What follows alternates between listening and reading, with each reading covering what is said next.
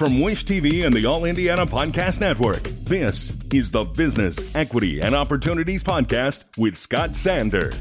Welcome to the Business, Equity, and Opportunities Podcast. I'm Scott Sander. On this episode, supporting small businesses in the Martindale-Brightwood Neighborhood. We look at the open house at 201 Studios. And in our success story, it's tea time. Every business is unique and has a target audience. If you own or manage a business, Circulus Digital Media can help you connect and grow your customer base with turnkey digital solutions that are nimble, offering best-in-class results, service, and support to reach a bigger customer base, allowing you to pinpoint a specific audience down to the smallest details. Get outside the city, the state, span the globe. Put Circulus Digital Media to work for you. Get started now at circulusdigital.com. That's circulusdigital.com. Welcome back to Business, Equity, and Opportunities. Time for Access to Capital. We're talking to Joy Harmon, the Deputy Director of the Martindale-Brightwood Community Development Corporation. The mission of the group is to be a catalyst for sustainable growth and revitalization of the Indianapolis neighborhood through housing, employment, small business development, and community education. Harmon's also one of the latest recipients of the Economic Development Professional designation from an international council. We talked to her about the impact of that on her, and on the people who live and work in Martindale-Brightwood. This is Business, Equity, and Opportunities. Access to Capital. So my name is Joy Harmon. I am Deputy Director of the Martindale-Brightwood Community Development Corporation, and we're here in Martindale-Brightwood. So Martindale-Brightwood is a thriving neighborhood full of resilient neighbors. Historically, we've faced challenges, being disinvested, having a lot of industry. It was an industrial neighborhood back in the 1800s. There's been a lot of transition that has happened within the neighborhood over 100 years to date. Industries that were here, a lot of retail back in the 90s and the 80s. A lot of people don't know that the Indianapolis Zoo was actually in Martindale-Brightwood before. Currently, our mission, we envision really a thriving neighborhood, right? So that we're able to help neighbors, help residents, people who are interested in developing their skills, build their social capital. So connecting them with folks who are in industries that they're interested in, whether it's real estate development or a small business owner who is looking to get more education around maybe their financial management, their accounting, marketing, their legal, or their companies. So yes, I'm very excited to share that I am now a certified entrepreneur-led economic developer, and that's through the International Economic Development Council. And so really taking everything from community development, entrepreneurship, and just building ecosystems around those environments, right, to create a thriving ecosystem. Some of the active projects that we have here at the Martindale-Brightwood CDC, right now we have actually just launched our first facade and equipment grant. And so really allowing businesses, small businesses specifically, that are in the area to apply for $20,000 grants for facade, whether it's interior or exterior improvements, as well as equipment for their businesses. And so we're in the first round of that, and that was made possible through the Indianapolis African American Quality of Life Initiative. So with this first round, we were looking for businesses that are serving Martindale-Brightwood residents currently, whether they're in the neighborhood or around in the certain surrounding areas, or folks who have gone through our programs. We offer a multi-week business development program. So in the future, again, we want to make sure that businesses feel equipped, business owners feel equipped, and so really helping them build their financial toolbox, right? Looking at how to become how to sustain their business, looking at their marketing, ways to grow their marketing, and ways to get that legal advice if that's what they need. This is important. Of course, it's always been important, but when we think about wealth building, right, we know that there's been systems historically in place, right?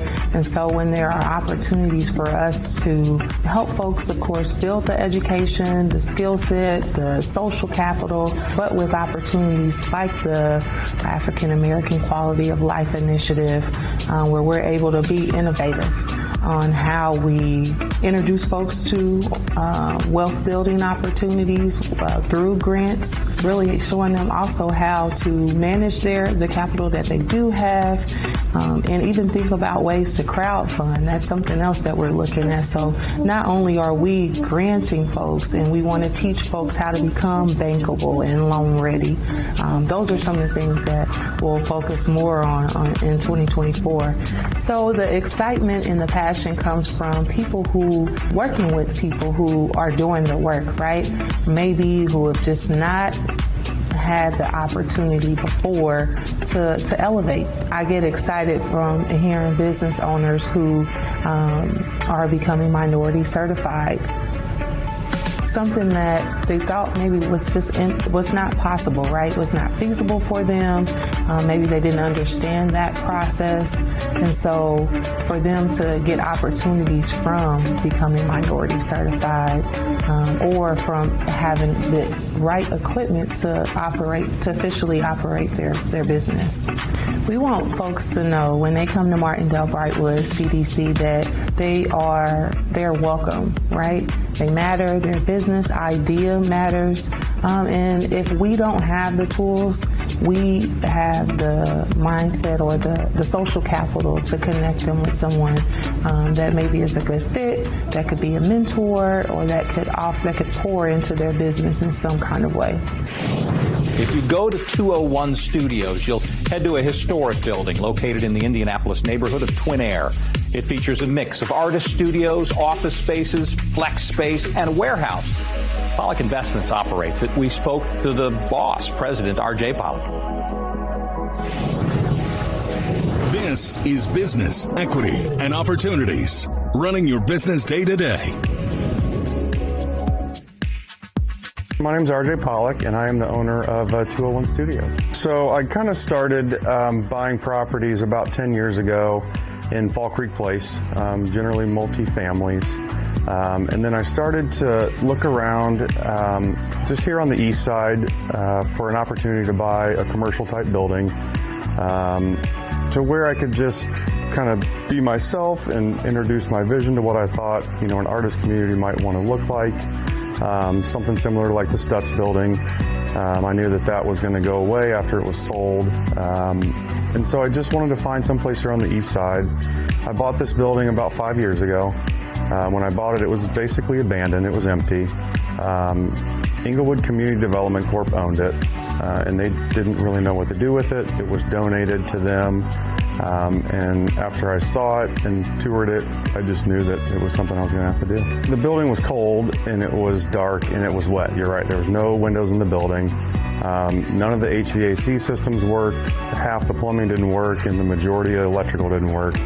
So I just basically made a list on a piece of paper. Let's get light in the building. Let's get heat in the building or air conditioning. Let's get electrical outlets working, and let's get plumbing working. When I bought the building, there were no windows anywhere. It was covered in white vinyl.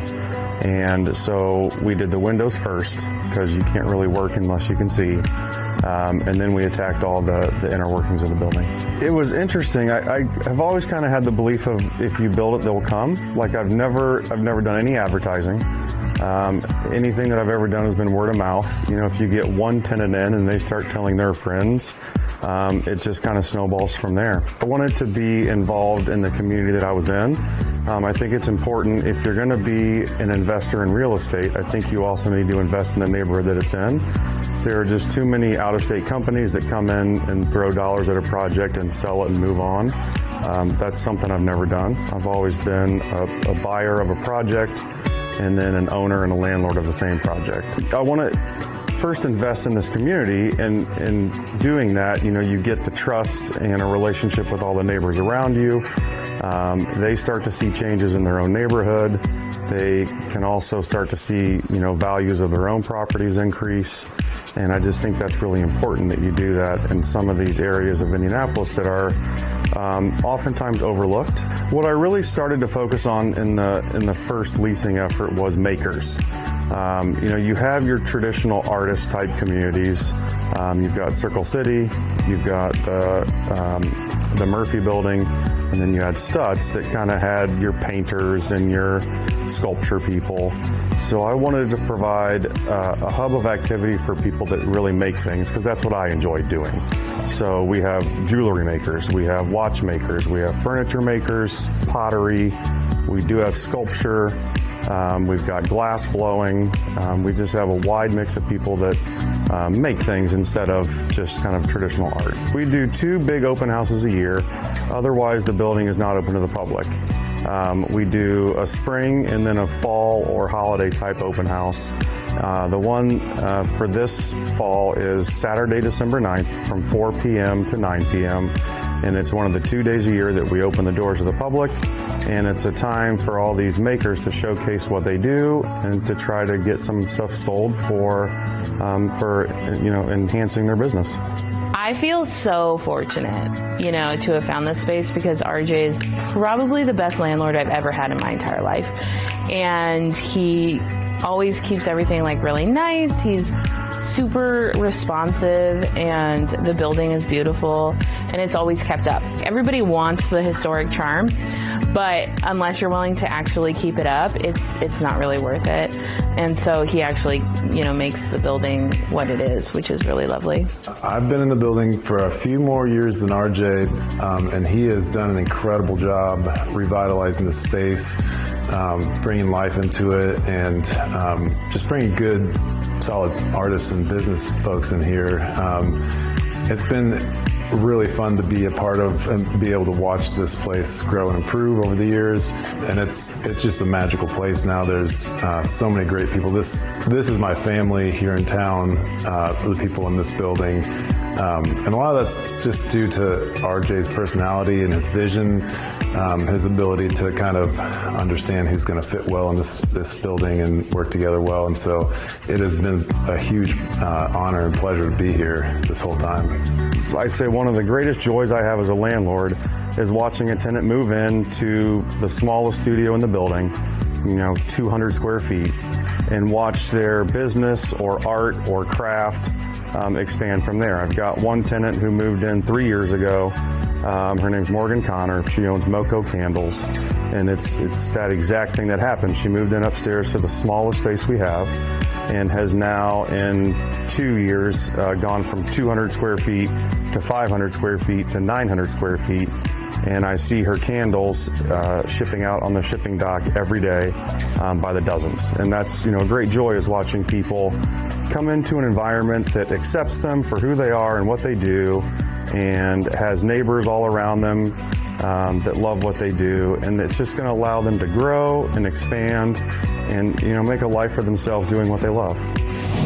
Time for our success story, a place to celebrate local businesses and the work they're doing. Today we visit a company that says it can help you sleep, support your immune system, and more through tea. This is Nature's Tea Company. This is Business, Equity, and Opportunities Success Story. I'm Lisa Gross with Nature's Tea Company. So I did it for my kids because I wouldn't let them drink the sugary drinks. I came up with this idea: they could have cranberry juice, they could have water, or we could make tea. So then our family would come over, and they kept drinking the tea. And I'm like, stop it, stop drinking the tea up. You all can have all the other crap. And they said, well, Lisa, this is really, really, really good. Bottle it, we'll buy it. You should sell this stuff. And I'm like, no, I'm not selling this stuff. Drink the other crap. Leave this for the kids. So then, of course, the family kids would come over and they're like, Titi, sell this. We really, really like this. And they would take it back home with them. And I'm like, okay, y'all, stop it. And they're like, hey, Lisa, whatever that is, you got to hit there. I've never had any tea like that in my life. It's real smooth. It's really, really great. Sell it. You got to hit on your hands. And I looked at Kevin and I'm like, what are you talking about? It's just tea. And he's like, Lisa, people keep saying it. You think we should try it? We should go for it? And I'm like, I don't know. If you want to, you can do it. I got to go to work. Because at the time I'm working a full-time job. I'm like, I got to go to work. If you want to do it, do it. Bottle of juice, bottle of tea, whatever you want to call it. He's like, what do we call it? I'm like, I don't know. It's natural. Everything I put in is natural. Let's call it Nature's Tea. So we did. Well, it's interesting. When people ask you once, can they buy it? Okay, great. When more and more people, but when there's a line of people beating the drum, hey, where is this stuff?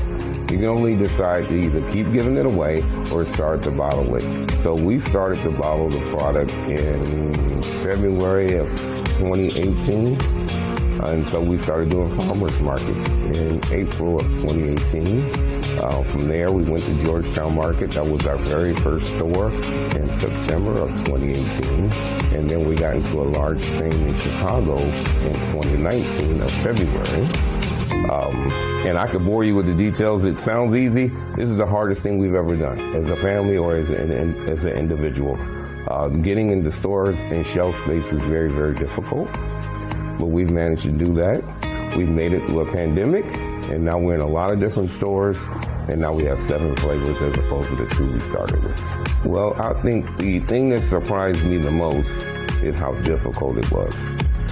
As a consumer, you walk in the store and you see thousands and thousands of items in the store, and you don't really understand the backstory of how they got to the shelf.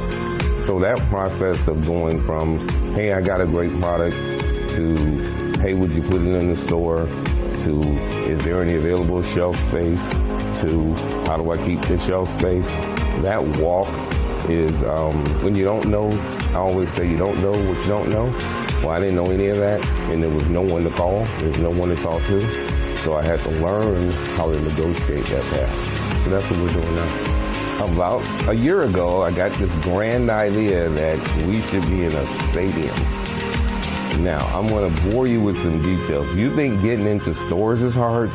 Getting into stadiums and places like that is darn near impossible. So we're at the Combine. We had a weekend at the Combine, and the NFL is here, and they're touting how they're helping small businesses, African-American businesses. And so I stood up and said, hey, no one's helping me. And we had an article in Forbes magazine that talked about how I was not happy with the Indianapolis Colts for not giving me a chance. We got a phone call. We had some meetings. They tried our beverages. They loved them. And here we are. We're proud partners of the Indianapolis Colts. Our future is very, very bright.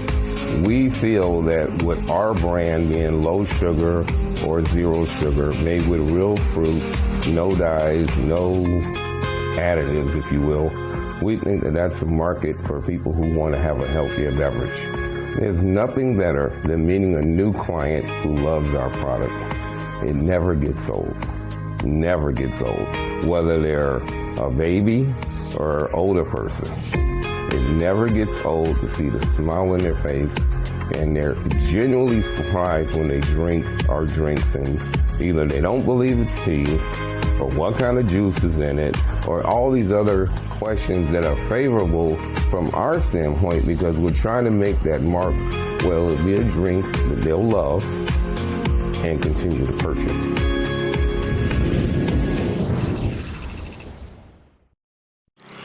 Our thanks again to all the contributors who joined us for this episode of the Business Equity and Opportunities podcast. We hope you found it enlightening, useful, and inspiring. You'll find more information about the show on our website, BEOshow.com. You can watch Business Equity and Opportunities Sunday mornings at 10 on Wish TV or live stream it through wishtv.com.